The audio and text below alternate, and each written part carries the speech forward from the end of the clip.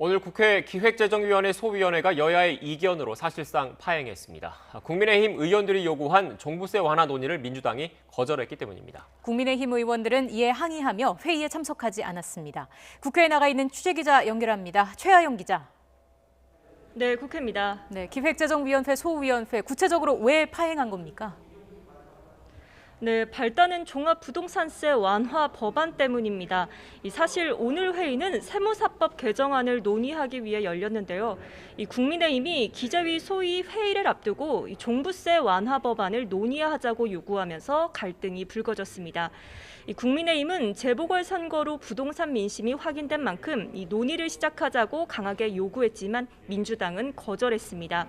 이에 국민의힘 의원들이 회의에 불참하며 정회한 건데 사실상 오늘 내로 다시 열리기는 어려워 보입니다. 민주당은 아직 당의 입장도 정리 안 됐고 청와대와도 조율하지 않은 상태에서 논의에 섣불리 나설 수 없다는 생각입니다.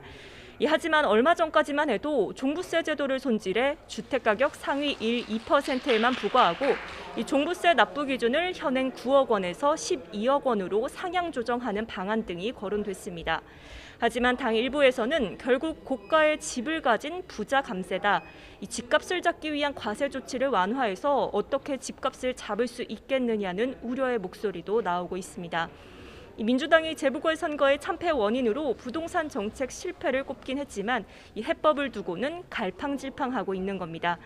이에 당내 혼선으로 부동산 시장에 혼란만 가중하고 있다는 지적이 나옵니다. 네, 이런 원내 상황과는 별개로 여야가 이해충돌 방지법 철회에는 속도를 내고 있다면서요. 네, LH 투기 사태의 재발을 막자며 이해충돌 방지법 논의가 국회에서 급물살을 타고 있습니다. 내부 미공개 정보를 이용해 이득을 취할 경우 처벌하는 법인데요.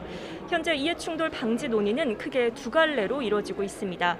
국회 정무위원회에서는 공직자를 대상으로 한 이해충돌 방지법이, 국회 운영위에서는 국회의원을 대상으로 한 국회법 개정안 논의가 동시에 진행되고 있습니다.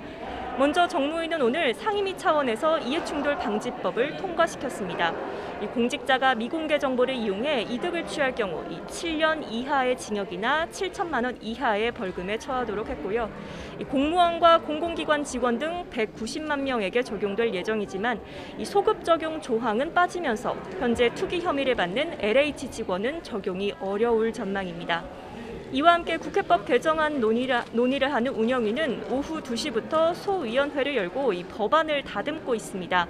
일단 국회의원의 사적 이해관계를 사전에 신고하고 이해관계가 겹치는 상임위 배정을 제한하는 내용이 포함됐습니다. 다만 사적 이해관계 내용은 공개하지 않는 쪽으로 가닥이 잡혔습니다. 또 국회법에 이해충돌 국회의원을 징계하는 내용도 별도로 추가하기로 잠정 합의했습니다. 민주당은 다음 주 공직자와 국회의원의 이해충돌 방지를 위한 두 법안을 동시에 처리한다는 방침입니다. 지금까지 국회에서 전해드렸습니다.